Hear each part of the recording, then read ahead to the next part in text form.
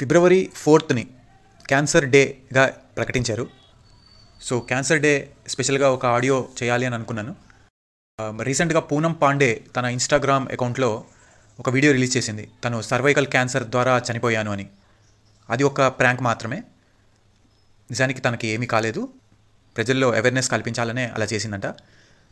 And Nirmala Sitharaman గారు కూడా రీసెంట్గా బడ్జెట్లో 9 years నుంచి 14 years మధ్యలో ఉన్న బాలికలకి సర్వైకల్ క్యాన్సర్ వ్యాక్సినేషన్ కోసం ప్రత్యేకంగా కొంత అమౌంట్ కేటాయించామని కూడా చెప్పారు. సో సర్వైకల్ క్యాన్సర్ అంటే ఏంటి, దీనికి ట్రీట్మెంట్ ఉంటుందా ఉండదా, ఎలా గుర్తుపట్టాలి, దీని యొక్క సిమ్టమ్స్ అంటే లక్షణాలు ఏంటి ఒకసారి తెలుసుకుందాం. భారతీయ మహిళల్లో అత్యధికంగా కనిపించే క్యాన్సర్లలో సర్వైకల్ క్యాన్సర్ది 2వ స్థానం. ప్రపంచవ్యాప్తంగా ఎక్కువగా సంభవించే క్యాన్సర్ వ్యాధుల్లో దీనిది 8వ స్థానం. గత ఏడాది ప్రపంచవ్యాప్తంగా 6,61,000 కేసులు బయటపడ్డాయి. 3,48,000 మందికి ఈ వ్యాధి సోకి చనిపోయారు. మహిళల్లో గర్భాశయం దిగువ భాగాన్ని సర్విక్స్ అని అంటారు. ఈ భాగంలో తలెత్తే క్యాన్సర్కు సర్వైకల్ క్యాన్సర్ అని పేరు.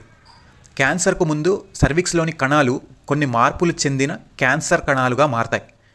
చివరకు అవి సర్విక్స్ లోతుల్లోకి విస్తరించి వ్యాధి కలగజేస్తాయి. లైంగికంగా సంక్రమించే హ్యూమన్ ప్యాపిలోమా వైరస్ HPV కారణంగా ఈ క్యాన్సర్ తలెత్తుతుంది.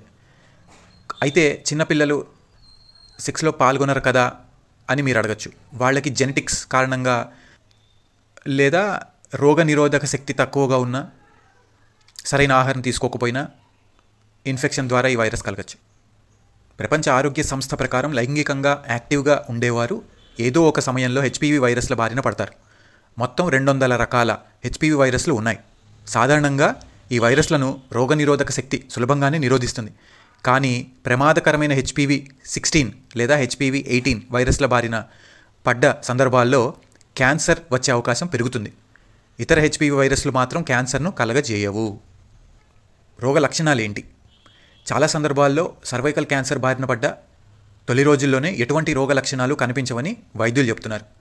వ్యాధి ముదిరే కొద్దీ రక్తస్రావం మొదలవుతుంది. శృంగారంలో పాల్గొన్నప్పుడు నొప్పి కూడా ఉంటుంది. మరి వ్యాధి నిర్ధారణ ఎలా? ప్యాప్ టెస్ట్ ద్వారా సర్విక్స్లో క్యాన్సర్ కణాలను సులువుగా గుర్తించవచ్చు. క్యాన్సర్గా మారే అవకాశం ఉన్న అసాధారణ కణాలు వాటి ఉనికిని కూడా ఈ టెస్ట్ ద్వారా తెలుసుకోవచ్చు. 21 ఏళ్ల వయసు దాటిన వారు ఈ టెస్ట్ చేయించుకోవడం ఉత్తమమని వైద్యులు చెబుతున్నారు. ప్రతి 3 లేదా 5 సంవత్సరాలకి ఒకసారి ఈ టెస్ట్ తప్పనిసరిగా చేయించుకోవాలని సూచిస్తున్నారు. మరి ట్రీట్మెంట్ సంగతి ఏంటి అంటే, అమెరికా అంటువ్యాధుల నియంత్రణ సంస్థ CDC ప్రకారం సర్వైకల్ క్యాన్సర్కు సర్జరీ, కీమోథెరపీ, రేడియేషన్ థెరపీ వంటి చికిత్సలు అందుబాటులో ఉన్నాయి. క్యాన్సర్ను తొలినాళ్లలోనే గుర్తిస్తే సులువుగా నయం చేసుకోవచ్చు అని వైద్యులు చెబుతున్నారు. అయితే ఈ వ్యాధి బారిన పడకుండా ఉండేందుకు టీకా తప్పనిసరిగా తీసుకోవాలని చెప్తున్నారు. ఒక్కొక్క ఇంజెక్షన్ నాకు తెలిసి 3,900 వరకు ఉండొచ్చు. ఇన్సూరెన్స్ ఉంటే, ఇన్సూరెన్స్ తీసుకున్న తర్వాత ఈ వ్యాధి డయాగ్నోజ్ అవుతే బెటర్. భారత్లో తయారైన తొలి దేశీ వ్యాక్సిన్ గతేడాది జనవరిలో అందుబాటులోకి వచ్చింది. మొత్తం 4 రకాల వైరస్లను అది టార్గెట్ చేస్తుంది. తాజా బడ్జెట్లో అందుకే కేంద్ర మంత్రి నిర్మలా సీతారామన్ గారు సర్వైకల్ క్యాన్సర్కు సంబంధించిన కీలక వ్యాఖ్యలు చేశారు. సర్వైకల్ క్యాన్సర్ బారిన పడకుండా ఉండేలా 9 నుంచి 14 ఏళ్ల మధ్య బాలికలు టీకా తీసుకోవాలని ప్రభుత్వం సూచిస్తోంది. ఎలా సోకుతుంది అంటే ఇంకొంచెం ఎక్స్ట్రా ఇన్ఫర్మేషన్ కూడా మీకు ఇవ్వాలనుకుంటున్నాను. హ్యూమన్ ప్యాపిలోమా వైరస్ కారణంగా ఈ వ్యాధి సోకుతుంది. సాధారణంగా ఇది శరీరంలోకి ప్రవేశించాక క్యాన్సర్గా అభివృద్ధి చెందడానికి 15 నుంచి 20 సంవత్సరాల సమయం పడుతుంది. కానీ రోగనిరోధక వ్యవస్థ తక్కువగా ఉండే మహిళల్లో 5 నుంచి 10 సంవత్సరాలలోనే ఈ క్యాన్సర్ అభివృద్ధి చెందుతుంది.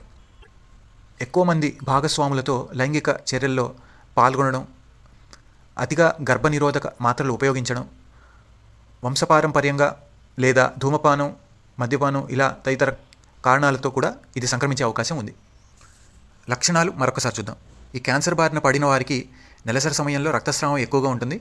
లైంగిక చర్యలో పాల్గొన్న తర్వాత లేదా మెనోపాజ్ దశలోనూ బ్లీడింగ్ అవుతుంది. కలయిక సమయంలో మంటగా ఉంటుంది. దుర్వాసనతో కూడిన వెజైనల్ డిశ్చార్జీ లైంగిక చర్యలో పాల్గొన్నప్పుడు ఆ తర్వాత వెజైనా దగ్గర నొప్పి, మంటగా అనిపిస్తుంది.